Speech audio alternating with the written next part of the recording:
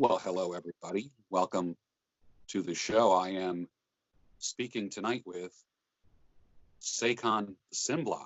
Did I say it right? Yes, you did. You did. Now, say the last name again for me, just so I get it down right. Okay. Sembla. Sengbloh. Yes. Okay. Saycon Sengbloh. Yes. Excellent. Good. I I had an idea of how it was pronounced, but I wasn't really sure. So I really needed you to confirm that for me. So you have been a faithful subscriber and follower, Yeah. and likewise, many of my followers have content and creativity of their own. And I think, like my friend Steve Williams says, real recognizes real. And I see that in you. You're from the South, aren't you? Yes. Yes. I grew up in Atlanta, Georgia. And you're in New York now. Yes, I grew up in Atlanta. I have an interesting kind of history. My dad was from West Africa, hence the name Sembla. And my mom is American and she grew up in Georgia. And so yeah, I grew up in Georgia and I didn't find my way here to New York until I was on a tour. I'm an actor, I'm a singer. I was on a national Broadway tour, and they said they wanted me to come and be in the Broadway company in New York on Broadway. And I always tell people that Broadway shows are sort of like football teams. Like they trade you, you know how they will take their quarterback, will take the one linebacker here, one, So they sort of traded me to the Broadway company from the tour, and that's when I moved here to New York. New York. It's different than any other city in the United States. Oh, absolutely. Absolutely. New Nothing York like is, it. That's the good news and the bad news about it, right? oh, absolutely. In fact, when they say if you can survive here, you can survive anywhere, that is the truth. Okay. Yeah. I mean, I definitely would say, I was raised in Georgia. I'm a Southern lady. But I got my hustle here in New York. New York gave me my hustle for sure. Yeah. Yeah. What's the difference between Atlanta hustle and New York hustle? Oh, that's a good question. That's a really good question. I would say, and it depends on who the person is, because there's a lot of different people. And New Yorkers, forgive me if I say anything crazy. Georgia people, forgive me if I say anything crazy. We all have our pluses and minuses. I find that people from down south tend to take a lot more time with how they make decisions, what they're doing, where they're going. Whereas New Yorkers definitely have a pulse. I know when I first moved here, I was shocked at the speed of the city. I felt like a little rabbit. Like the rabbit at the racetrack. There's the rabbit and the dog's like, Yeah. "Ruh, ruh, ruh, ruh." Well, Yeah. I'd be walking down the street and they'd be like, yo ma, yo ma, yo ma, yo ma. I was like, huh, like I was just like, oh my God, these streets are so alive. Everybody's talking to each other, which is so funny because New Yorkers get this reputation that they don't talk, but the New Yorkers absolutely talk to each other and everybody. And so the Georgia hustle, the ATL hustle, I would say it's a more quiet, thoughtful thing, whereas the New York hustle is just got that pace to it, that speed to it. And so I find that whenever I go home, when I go home to visit my family, visit my parents, I have to slow down. I just have to like really slow down and get into my yes ma'am, no ma'am, yes sir, no sir. And that's the thing that it's not even an age thing. Like people just, you'll hear, like if a song sounds really good in Atlanta, people say yes sir, like because the song sounds good. So Yeah. but here I had to get out of the habit of saying that because people are like, are you trying to say I'm old, if you used the phrase sir or ma'am. Yeah. Yeah. In Atlanta, I was a part of a theater company called the Freddie Hendrix Youth Ensemble of Atlanta.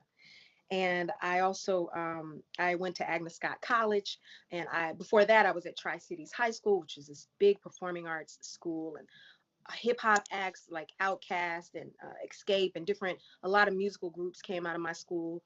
Kenan Thompson came from my high school. People know him from Saturday Night Live.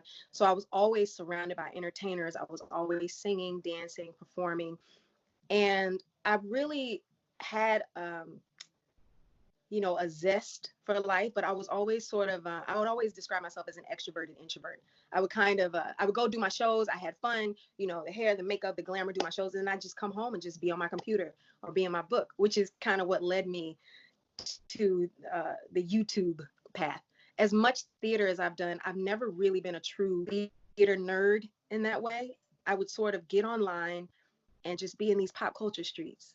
You know what I'm saying? I would just be online, sipping my tea, reading articles, curious about, what makes people think. And that's really what led me to decide to start a blog, which was called Saycon Talks.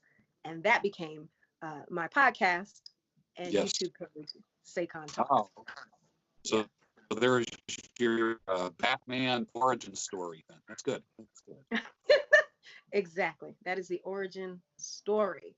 You take a little bit of African tea, you mix it with a little Southern tea, a little Southern lady vibes, a little African spice, and then you have me. Absolutely. Well, we had a talk about one of my favorite restaurants in the area, which is an African restaurant, and I think I had sent you the video of how I made friends with this fella, and it was Yes. just fascinating. Mm. Let me tell you, when you flash that plate, I was like, ooh, I saw that fish, those oxtails. I was like, ooh, that plate. Let me tell you, one of my Yeah. favorite things to do here in New York is just go to really good restaurants. There's a lot of good African restaurants. I'm not a big meat eater myself, though. I eat meat probably maybe like, once a week or so. But when I do, I love to have some good African flavored food. I Yeah. just love it so much. And I love that video. I'm a big fan of your show. I really, as I sip on my tea, I see you sipping on your coffee. It's a vibe, it's a vibe. And just to see you exploring your city and, talking about really manly things and talking to men and women, it's just something, I don't know, it's just right up my alley. That's how I became a follower of your show. And just knowing that we can be totally different, but we can both enjoy African oxtails. Absolutely. That's true. I bet you your dad has some food stories to tell. Yeah, God rest his soul. My dad passed away a few years ago. Mhm. But you know what my dad used to always tell me? Let me tell you. Every time I'm at a barbecue, first of all, let me say this. I had a long chunk of time where I was vegetarian.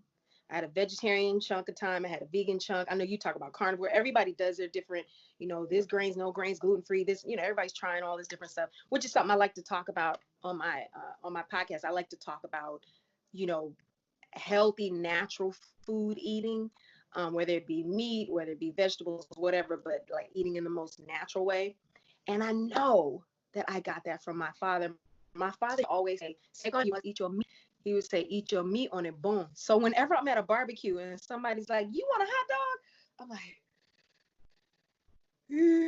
like I sort of when I was a kid, I used to love bologna sandwiches. By the time my parents got divorced, yeah, I was like, my daddy's not, he's not here. Let me go get, and I'd be eating bologna and all that processed meat, all that crazy stuff. So now in my adult life, as I've gotten so specific with wanting, grass-fed beef and wanting everything to be like, really well raised, Yes. fish and all that. I can always hear my dad in the back of my head saying, "Saycon, eat your meat on the bone," because when it's on the bone, it is what it is. So that was the accent that your dad spoke in, like that. Yeah, that's my attempt at the Liberian accent. I would try to do some of the Liberian accent. The Liberian people will talk kind of like this when they are. Let's see. Like my sister Evie, she live in New Jersey. She will say, "Saycon, what are you doing? Saycon, you still singing in that show? Saycon, you still gonna be in that movie next week?" Like the Liberian accent is a very specific thing. Like for people who don't know the history of Liberia, it was this one little country in West Africa that was not colonized. It was not colonized by the Britons. I mean the Brits. It wasn't colonized by the French. It was repatriated by Black American slaves who moved back. And so it's like this this accent composed of the English there. It's like this accent that's based off of Southern American English with whatever the different African languages are, the Vai people, the Basa people, the Kron people, there's all these different ethnic groups.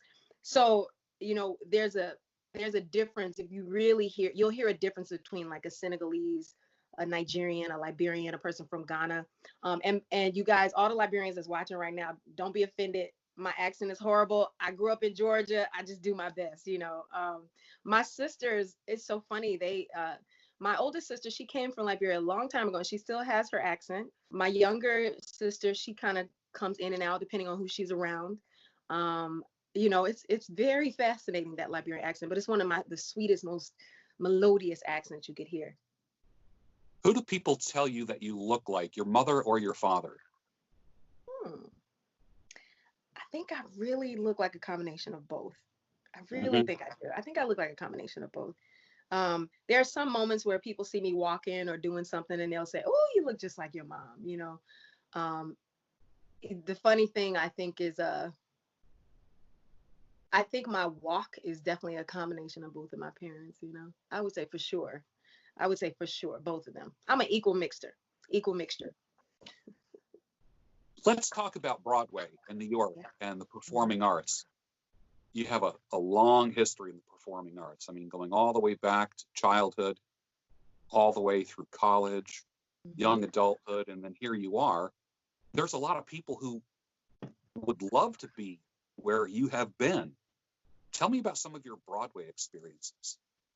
Man, one of my favorite Broadway experiences was, actually, I'm gonna swing this around so you guys can see really quick. You see that poster? Yes. That is from the show Fela. I was in a show that was about the life and times of Fela Kuti. It was based on the Nigerian composer, singer, writer, Fela Kuti. And I remember before that show, I was in a big revival of the show Hair. Hair, Yeah. hair. Let the sun shine. Hair, right? So I was in this big revival. We were huge. We were doing the Tonight Show. We sang at the Met Gala. We were doing all these amazing things. And this opportunity came for me to be in Fela. And nobody in my current show, knew who Fela was. So when I told people, "Hey, you guys, I'm leaving the show to go do the show about Fela," they were like, "What are you talking about?" They said, it wouldn't last. They didn't know what it would be. Fela lasted. It was for 13 months on Broadway. It had a very, very successful run, 9 Tony Award nominations. And our lead dancer, a really good friend of mine, Nicole, she was awarded the Fred Astaire Award for dancers that year of all the Broadway shows. So our show did really, really well. And to be a part of Fela's legacy, to introduce, I think Africans, Europeans, they tend to know the Fela music. Americans aren't necessarily as hip to it. So to be a part of introducing this whole new generation and a whole, just bringing all these people out, oh my God, it was like, baby, it was like African Victoria's Secrets up in there. Okay. All the girls had these beautiful outfits with straps and cowrie shells and beads, and they were dancing. And the most interesting thing, I must say, is that the guy who played Fela was my old high school friend. We did musicals together. His name's Sa Gauja. So in all of our lives, we were in the Freddie Hendrix Youth Ensemble together. Never did we imagine that we would be in a Broadway show together at the same time. It was wild. Like it was such an incredible blessing. That was one of my favorites. And then another one was more recently when I got the Tony Award nomination for being in Eclipsed. Eclipsed was not a musical at all. It was not big. It was not loud. It was quiet. It was beautiful. It was intense, but it was funny. And it was a play written by Danai Guerrero, and it was starring Lupita Nyong'o. Lupita, who was a couple of years fresh off of her Oscar, first time on Broadway, there I was in this amazing opportunity to play alongside her. There were 5 of us: Lupita Nyong'o, Zainab Ja, Akosua Busia, and Pascal Armand, and myself, Saycon Sengbloh. And we had our swings and our understudies. It was directed by oh God, it was directed by I gotta say this. And the show was directed by Lisa Tommy, who incidentally directed the movie that I just did, Respect, which is about Aretha Franklin. So that's like it's kind of a full circle moment. So I've kind of stepped away. I haven't been doing Broadway as much. Look, nobody's doing Broadway right now. They shut it down. They shut down Broadway. Broadway was one of the first major industries to make an announcement to say, hey, we're shut down because of the quarantine. And so, I was doing some developmental workshops for new shows, and everything shut down. But that was my favorite. Those are my two favorite experiences. But I can't leave out Wicked. All the Wicked kids, they still to this day, they put bootleg videos of me singing with a broom in my hand. I played the Wicked Witch of the West in that show. I was a standby for the Wicked Witch of the West in that show. And so I wear the green makeup, and it's, that I can't leave Wicked out. So yeah. Yeah. That's good. We do have one little thing in common. It's funny. You mentioned Lupita. A colleague of mine in the hair industry does her hair. So that's like wow. That's the little point of connection that we have. So I thought that was interesting. Oh, wow. Oh, I love that. Let me tell you, Lupita's Glam Squad, it's no joke. That's the most interesting thing. That's one of the things that I talk about on my podcast is, okay, I'm totally aware. I'm very self-aware. Let's keep it totally real. I'm an actor. You're an actor. Nobody's ever heard of me, right? But I'm in some really cool rooms with some really cool people. And so, man, I'm a fly on the wall in some really interesting rooms. So just to see and learn how things happen behind the scenes, and then be able to just kind of move around without the sort of the fame haunting me or not being able to go anywhere. I can go wherever I want, and be in these spaces with, and just kind of see the celebrity culture. I really get to straddle the fence, and people are always telling me how surprised they are that, oh gosh, you're so down to earth. You're so, and a lot of the celebrities that I find myself around are also really down to earth, but just life has presented them a different hand. And so they have to be really protective, really guarded, and they have to really, you know what I mean? And so a lot of the judgment that I see people have, like, oh, they, such and such, they think she thinks she's all that, or who, when people talk about celebrities, actually recently, something that just popped in my head was, there's been a little controversy because a lot of celebrities were talking about with the shutdown, a lot of celebrities are getting in the YouTube world. And so I seen some blogs where some YouTubers were like, you celebrities, how can you come around here and try to get people to watch you do TikTok videos? Nobody cares. When I was earlier in my time on Broadway, there was a time where a lot of people from the show American Idol would blast out of that show, and then they would come and put them in a Broadway show, and they would replace somebody, some lead actor. And sometimes these might have been kids who were really talented and trained and happened to win American Idol, or they might have been kids who waited in a line for 10 hours and won this competition, and now here they are in the middle of a Broadway show. Oh, these American Idols doing our shows. There was a lot, contention there. A lot of people were really upset about the fact that they felt like, here these people are coming in, stealing from our industry. And the thing is, you never know how blessings are going to unfold for anybody. Like my mom told me, at one point I was a standby, an understudy on The Color Purple, and Fantasia Barrino was playing Celie. She's playing the lead, and was from American Idol. And there were people who were like, I can't believe she's playing Celie, and she's on Broadway, and she didn't train. You know what I mean? She didn't go. Everybody wants you to come out of these big conservatories. Yeah. But to be there in the room and hear her sing. Yeah, please. It's different. I get goosebumps thinking about it. Who cares about where she trained? Okay. Right. Like, you know what I mean? Like, I always say people get invited to the party a lot of ways. Sometimes somebody's mama threw the party. Sometimes you went to the right school to get to the party. Sometimes somebody to get to the party. You know what I mean? People get to the party all kinds of ways, right? Yeah.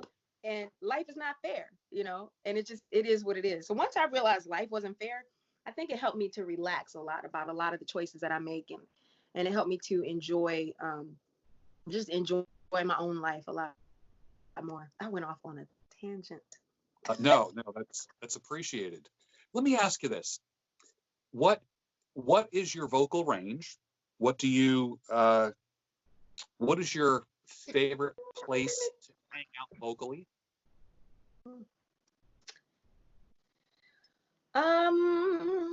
I would say alto, mezzo. I'm not a high squawking in the rafters soprano, but I'd say alto, mezzo. I definitely, I've grown to be able to have a bit of a belt the older I got. But when I was younger, I always sang like low, like Toni Braxton, Yeah. Boz from TLC type of, I always was singing low. Speaking of Toni Braxton, I was standing by for her when she came to do Aida on Broadway, and they changed some of the keys because her voice was so low, Yeah.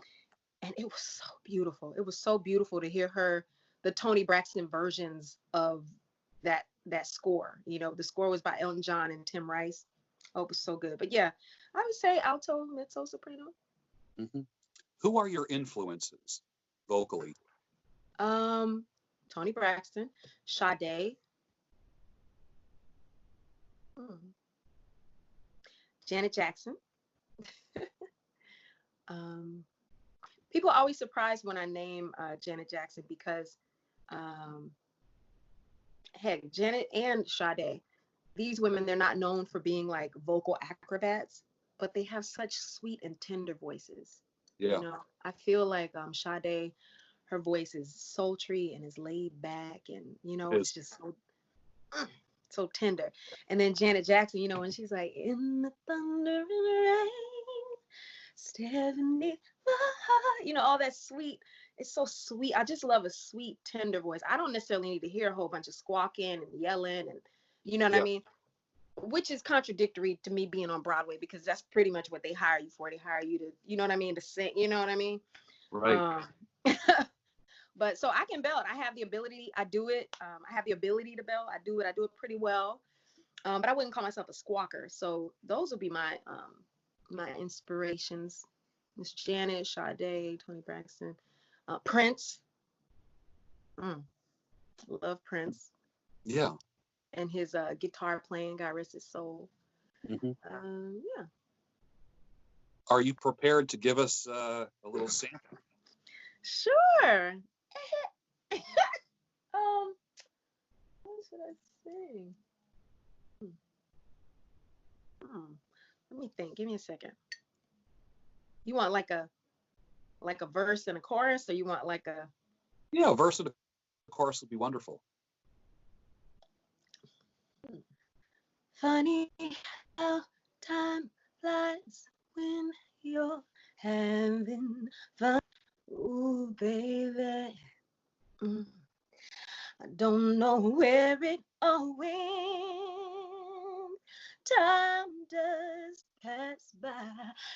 Just when you see the fun begin.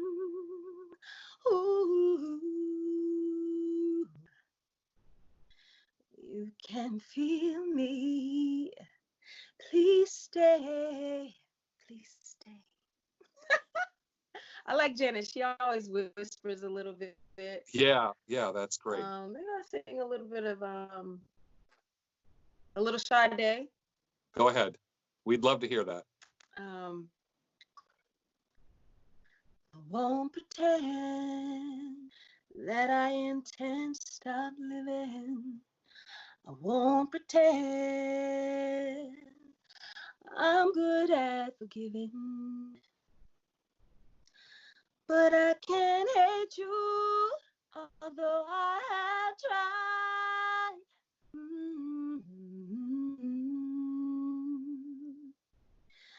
I still really, really love you. Love is stronger than pride. I still really, really love you. I'll do that. All right. Love is stronger than pride. Yes. Excellent.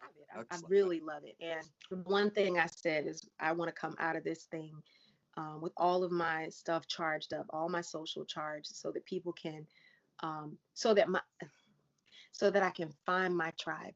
Because growing up being an entertainer, I was always performing, and then I would Yeah. go home.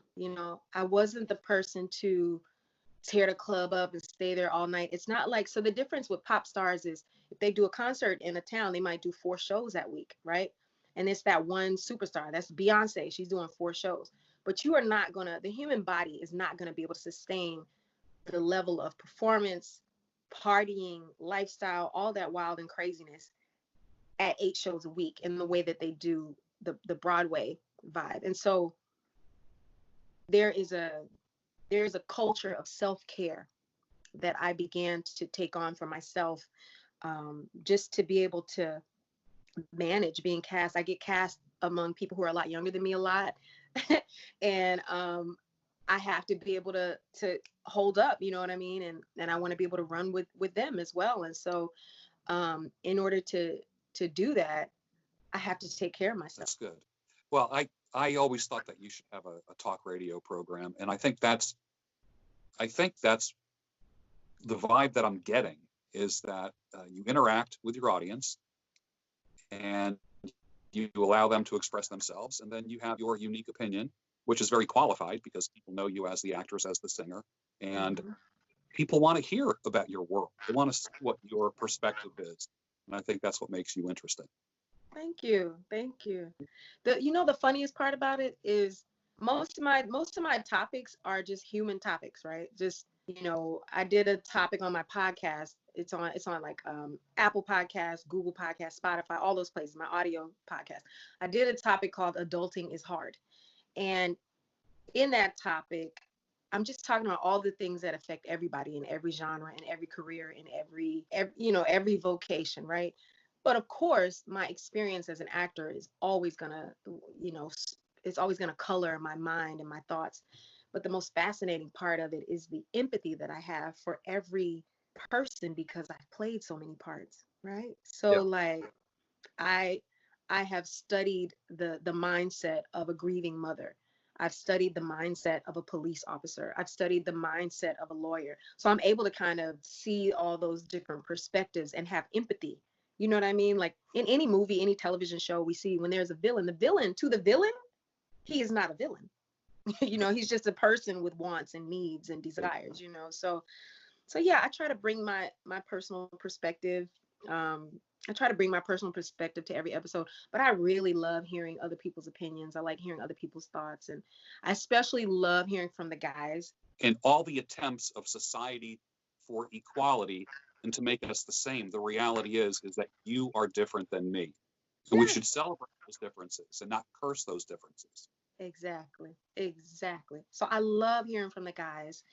I love hearing from the guys because I want to know what they're thinking and how they're thinking, and I recognize that a lot of times it takes a lot for a man to speak on certain topics to a woman. And so when they're starting to speak, I listen. You might notice that I get really quiet because I'm like, like you're about to speak, I don't want to miss it. You know what I mean? Like I really value when a man is speaking, because a lot of times men can be very stoic, very quiet, and some might describe it as being cold. But I think it's just sort of the calculations that he's making in his mind. So I love it. Like I'll have somebody in my chat who, you can see how many people are in the chat, and you can see how many people who are actually talking. And then you can tell, like, after a whole bunch of talk, then somebody will come in and say, and I'm like, oh, this person's been listening the whole time, but they took that time to gather and come up with his opinion. And you know what I mean? So that's one of my favorite things. And I also like seeing the community that comes together, like seeing the people in the comments together, going back and forth with each other. I enjoy so much. So are you open if somebody who is a follower of mine, if they have a podcast and they want you on, are you open to being a guest on other shows? Absolutely. Absolutely. I'd love to be a guest. Sure. How can people reach you if they want to do that? If people want to contact me, I'm so proud I got all my names straight. So I am Saycon Sengbloh on all platforms. That's Twitter, that's Instagram, and on Facebook. Facebook, though, you can put Saycon.Sengbloh. put that little dot, that little period in, take you there. But basically, if you put my name in, it just comes up. Honestly, if you just put Saycon, it comes up. And then I also have Saycon Talks on YouTube and Saycon Talks on Instagram as well. So Great. I don't know. I would love to get your advice. Do you think I should go for an exact time? I think you're going to get a different type of audience every time. I know when I go live at 7, I have one audience. When I go live at 8, I have another kind of audience. My most energetic audience is usually the later audience. When I go live at 9, they're the most interactive. So like, I would say 9 o'clock would be fantastic for you. Okay, because they put the kids to bed, they got their cocktail or their tea ready, Yeah. and they're Yes. like, okay, it's me time. I see. Yes. I got you. Because those 7, 8 o'clock people are still kind of gathering or recovering from work. They might pop in a little bit, but not sit with the camera. Right. I see. Okay. Exactly. So maybe I'll go for 9. I'll go for 9. Honey, I have been known to go live at like 11, 12 o'clock. Like when I was shooting Respect, I would come back to my hotel. You can see a lot of my lives are still up from when I was in the hotel. I would come back. I would still have my monster 1960s eyebrows, and I would come in and make my little tea in my one cup. I have a Saycon Talks cup. It's like my little brand cup, but it was the only big mug I was in the hotel. So the hotel has like 2 little hotel cups, and then like that's the only mug. So I would put my mug on and make my tea, and it would be like midnight, 1 in the morning. And it was so interesting how I would still see my little regulars would pop in to watch my show late at night, So I really am looking forward to getting more followers and more subscribers, more people who are down to come and vibe with me and come and check out what I'm doing. And yeah. I like what you said, and I think you are going to get some followers as a result of this, and possibly some wedding proposals as well. But when you said I like to listen to men, that's very rare in a world of feminism and demeaning men. And here's a woman who says she likes to listen to men. That's unique. Can you talk about that? It's so fun. It's so interesting that is considered unique. But I recognize, that I guess not a lot of, the thing is, the going style is for everybody. Everybody wants to be chief, right? You know what I mean? Like they would say, too many cooks in the kitchen, right? Yeah. I understand that there has to be yin and yang in life. Okay? Yin and yang. Somebody has to take the positive, like with the battery. Somebody is the plus and somebody is the minus. Yeah. There is no way for things to rock and roll well in a relationship or friendship if there is not listening. And I think one of the things that has happened with feminism, which was much needed because the pendulum had swung all the way over to women not having a voice, not being able to do anything, to now the pendulum has swung all the way back the other way, right? And so you have women who are really, if men are fire and women who formerly were water are now being fire, now you just have fire, fire, fire, fire, fire. But I found that by really discovering and harnessing my soft power, my water, I just get a lot more, you just get more bees with honey than with lemon, And so a part of that is listening, being open to receiving, being open to hearing, and especially because I have finally, it took me a few years, but I finally got to the understanding that, men don't even think the same. That's why we don't, you know what I mean? Great male friends. Men are men and they think in the way that they think. And sometimes it takes a second. So you just wait.